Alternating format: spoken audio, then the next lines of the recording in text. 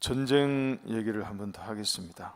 지금 이스라엘과 팔레스타인 사이에 중동 전쟁이 발발해서 세계 이목이 거기에다 쏠려 있습니다만, 실은 중동에서 그것보다 훨씬 더 오래전부터 심각한 전쟁 중에 있는 국가가 하나 있죠.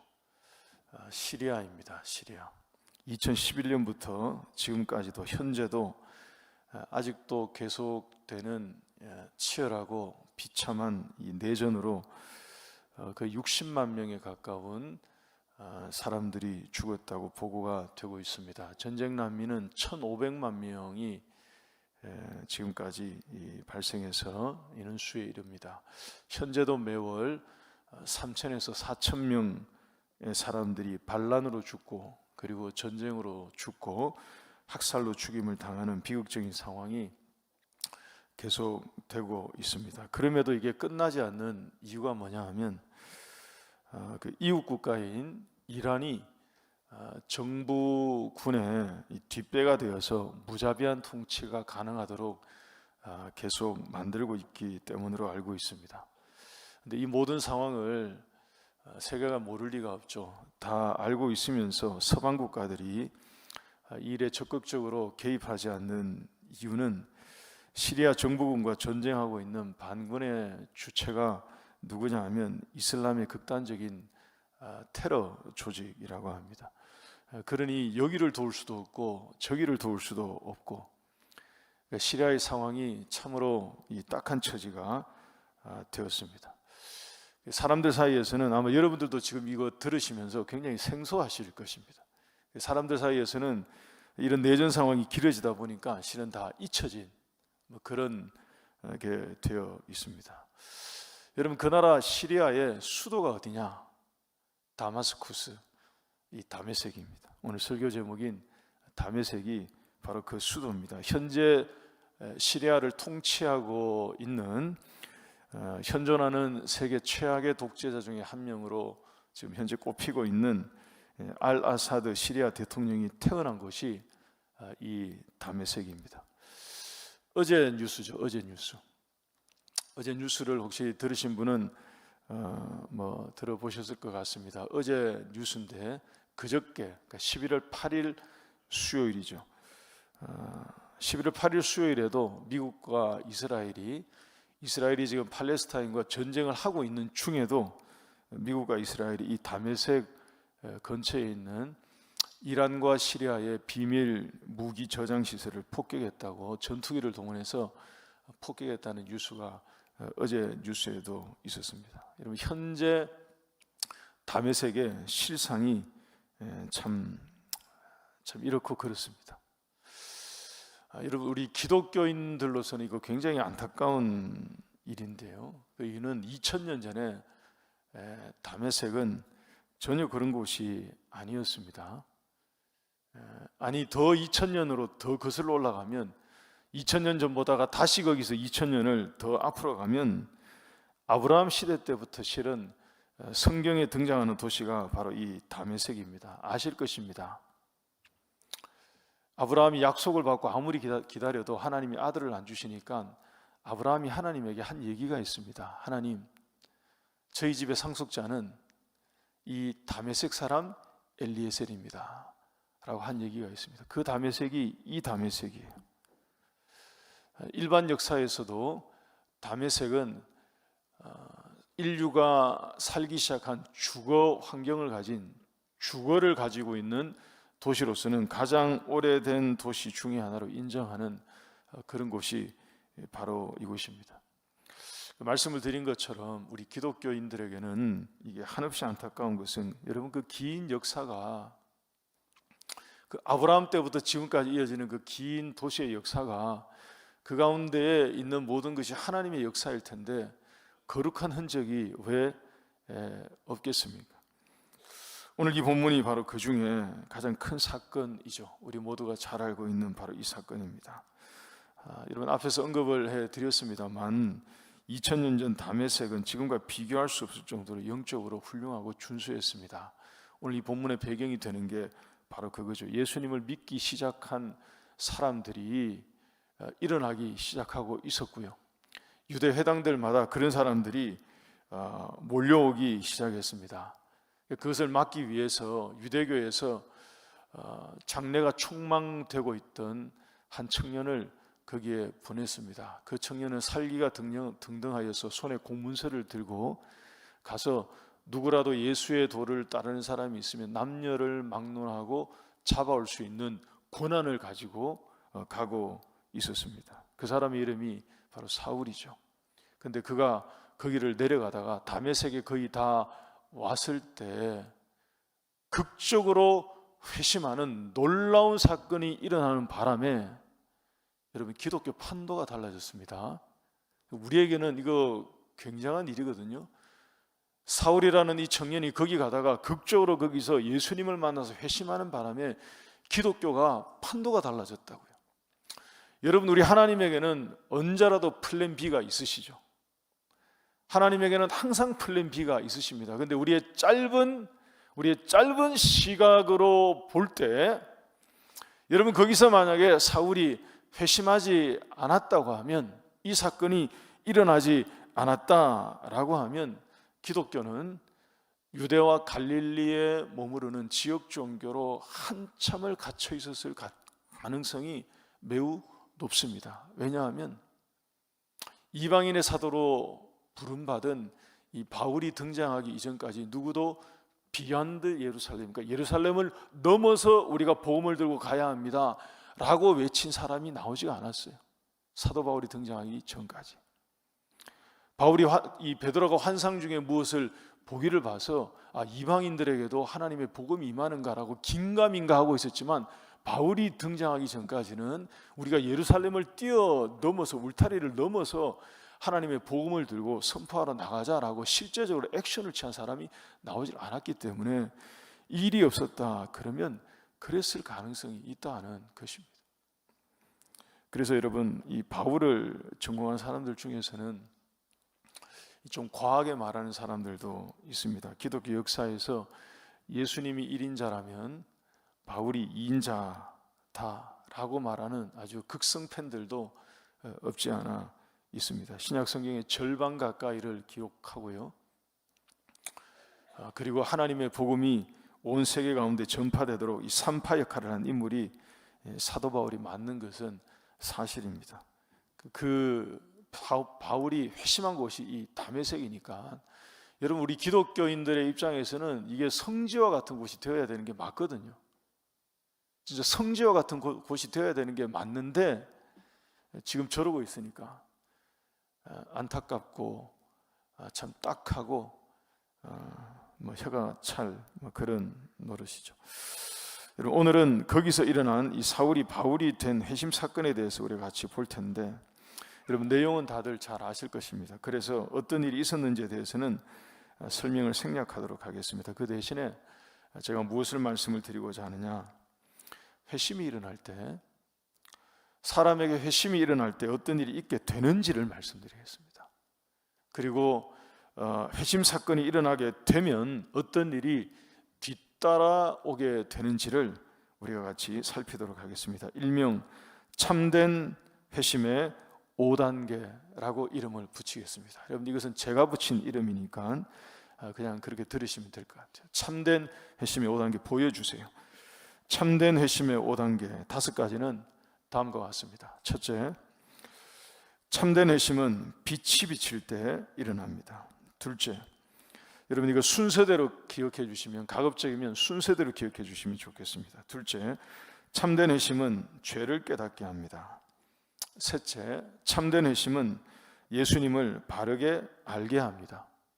넷째, 참된 회심은 사명자가 되게 합니다. 그리고 마지막 다섯째, 참된 회심이 일어나면 성령으로 충만하게 됩니다. 여러분, 관로 안에 있는 내용만 보시면 더 편하실 것 같습니다. 제가 짧게 말씀을 드리겠습니다. 먼저 여러분, 첫 번째로, 여러분, 참된 회심은 이거 항상 하나님이 시작하시는 하나님의 일입니다. 믿으십니까?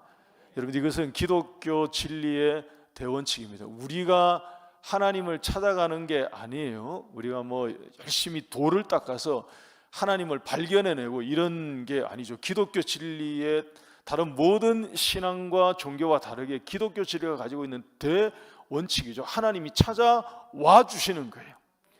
하나님이 찾아와 주실 때, 그래서 비로소 하나님이 우리를 불러주실 때 우리가 하나님 앞에 설 수 있게 되는 거죠. 하나님을 비로소 만나볼 수 있게 되는 이것. 빛이 비춰올 때 이 사건이 일어납니다. 3절 말씀 보시기 바랍니다. 사울이 길을 가다가 다메섹에 거의 다 왔을 때 호련히 하늘로부터 빛이 그에게 임한 것입니다. 이게 회심 사건의 시작인 거죠. 그러니 여러분, 말씀을 통하여서 내게 말씀의 빛이 비춰오든 기도를 통하여서 기도의 빛이 비춰오든, 어떤 사건을 통하여서 하나님이 나에게 깨달음을 주시든, 아니면 꿈이든 환상이든 음성이든 그 무엇이든 간에 하나님이 우리 가운데 빛을 비추어 주실 때 비로소 우리의 심령 가운데 진정한 회심 사건이 일어나게 된다 하는 것입니다. 여러분, 우리의 마음에, 여러분들의 마음의 심령에, 그리고 우리의 가정에 이런 하나님께서 빛을 비추어 주심으로 진정으로 일어나는 진정한 회심 사건이 일어날 수 있기를 주의 이름으로 축원합니다. 그리고 난 다음에 예수님이 사울에게 가장 먼저 물으신 것이 있습니다. 4절을 보십시오.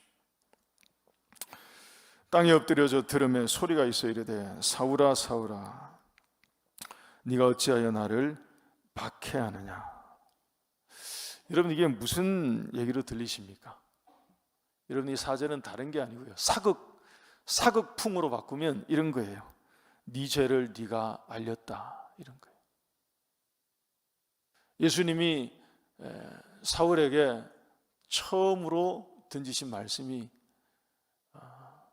네가 나를 왜 박해하느냐, 그러니까 너의 죄를 너가 아느냐 하는 것을 물으신 거죠.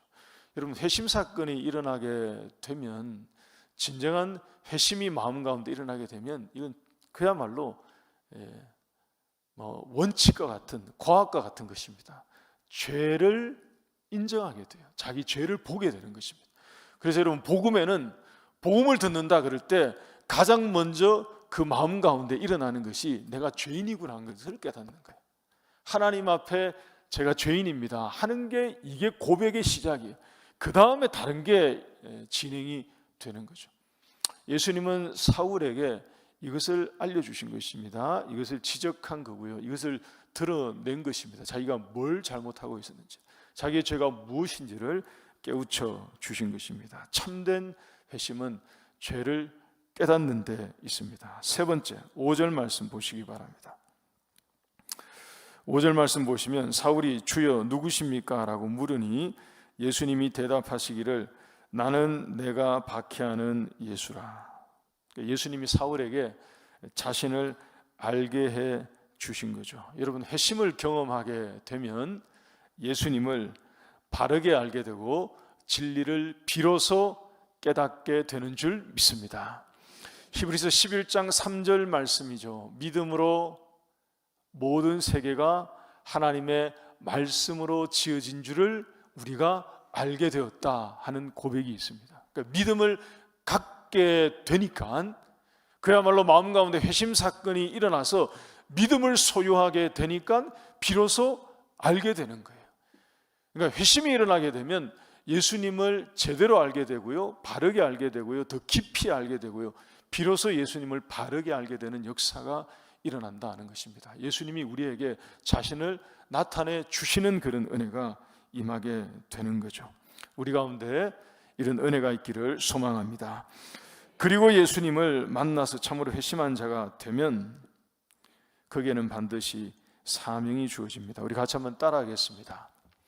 회심자는 사명자가 됩니다.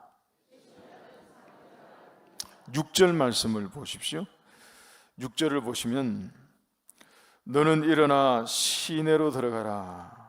사울에게 명령하시는 말씀이죠. 네가 행할 것을 네게 이를 자가 있느니라 하시니. 무슨 말이죠? 사명 주시겠다는 거예요. 여러분, 예수님을 만나서 진정한 회심을 경험했는데 저는 받은 사명이 없거든요. 뭔가 되어 있는 것입니다. 생각 잘 해보시기 바랍니다. 생각을 다시 해봐야 돼요. 예수님을 만나서 진정으로 회심이 마음 가운데 일어나서 내가 예수님을 만난 것이 맞고요, 내 죄를 자백하고 예수님이 나에게 자신을 나타내신 그 회심 사건이 일어난 게 맞으면 사명자가 되게 되어 있습니다.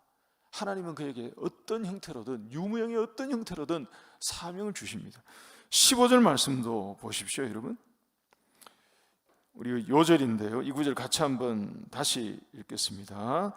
주께서 이르시되 가라, 이 사람은 내 이름을 이방인과 임금들과 이스라엘 자손들에게 전하기 위하여 택한 나의 그릇이라. 이 사명이죠, 사명.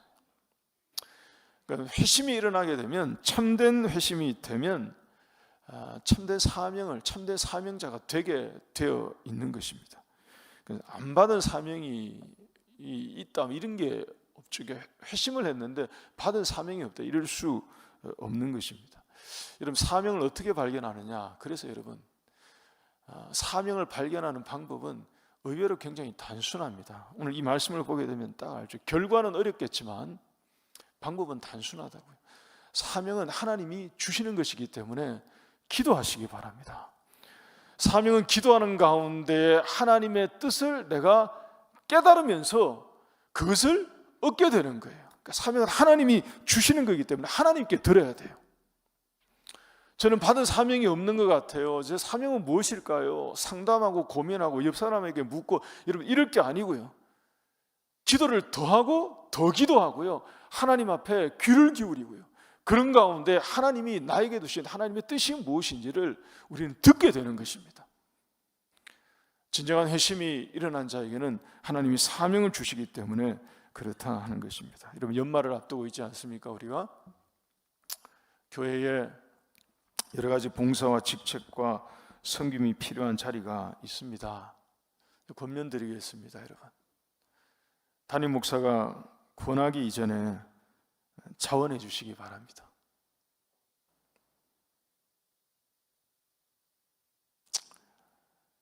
여러분, 제가 권하면 저도 그렇고 여러분들도 그렇고 얼마나 부담되겠어요. 제가 권하기 이전에 자원해 주시기 바랍니다. 회심한 모든 사람에게는 사명이 있다니까요. 사명자가 되어야 한다니까요. 어떤 형태로든 하나님이 나에게 주신, 나에게 올해 맡겨주실, 내년에 맡겨주실 하나님이 나에게 두신 뜻이 무엇일까? 여러분, 기도해 보시기 바랍니다. 이렇게 한번 보세요. 이렇게 한번 살펴보세요. 저것은 사람들이 다 피하겠구나, 저거 다 힘들어 하겠구나, 아무도 안 하려고 하겠구나, 저것은 누구도 자원하지 않겠구나, 다 피하고 싶은 그런 봉사의 자리겠구나. 여러분, 그렇게 보이는 곳이 있다면 자원해 주시기를 당부를 드립니다. 왜 이렇게 아멘 소리가 작으실까요? 여러분, 아니시겠지만, 또 아니어야 하고 아닐 테지만 뭐 그런 소문이 있는 것 같으니까요. 몇 년 전부터 그런 소문을 들었으니까요. 찬양대장 하면 그 다음에 공동회의 할 때 장로로 피택되는 것 같더라 하는 소문이 있으니까요. 제가 몇 년 전부터 그래서 모든 찬양대 대장을 권사님으로 세워야 되겠다 하는 생각이 이까지 왔어요. 지금도요. 그러지 마시라고요. 그런 거 아니라고요. 교회의 봉사와 섬김과 헌신의 자리는 여러분 그런 거 아니에요. 그런 거. 살아계신 하나님이 우리 모두를 보신다는 생각을 한시도 잊지 마시기 바랍니다. 우리가 어느 자리에서 무엇을 하든지, 여러분 며칠 전에 말씀드렸죠. 하나님에게는 가불이 없다고요. 가불. 하나님에게는 가불 같은 것이 없다고요. 모든 사람들이 저거는 정말 가불 같은 거라서 저걸 대체 어디에, 내가 꼭 저기에 가서 이런 생각을 해도 하나님이 단번에 그것을 보배로운 땅으로 바꿔버리신다니까요. 여러분, 연말 앞두고 우리가 이런저런 여러 가지 연말 사역도 많고 교회에 내년도 또 섬길 직책자들을 세우고 하는 일들을 계속 해야겠습니다만 기도해 보시기 바랍니다. 참된 회심자는 참된 사명자가 됩니다. 오늘 이 본문을 보세요. 예수님이 사울을 만나셔서 극적으로 회심 사건을 경험하게 하는데 보니까 들려주세요. 내가 너에게 맡길 일이 있다고요. 가서 기다리면 사람이 너를 찾아올 거라고 말합니다. 사명 주시겠다는 거죠. 이방인의 사도로 너를 부르셨다고 말씀을 해 주시는 것입니다. 꼭 기억해 주시기 바랍니다. 마지막 5번째 17절 하반절 말씀을 보십시오. 17절 하반절 말씀 보시면 아나니아가 바울에게 하는 말이 이렇게 말합니다. 예수께서 나를 보내어 너로 다시 보게 하시고 성령으로 충만하게 하신다라고 하면서 성령을 부어 주셨습니다. 참된 회심이 일어나면 성령으로 인도함 받아 살아가는 성령의 사람으로 변화되어 갈 것입니다. 오늘 이 말씀 기억하셔서 여기에 모인 이곳이 우리에게 참된 회심의 땅이 되고요, 우리 모두가 참된 회심자가 되어서 바울처럼 사명자로 하나님 앞에 쓰임받는, 또 성령의 사람으로 성령의 인도함을 받는 우리 모두가 될 수 있기를 주의 이름으로 축복합니다.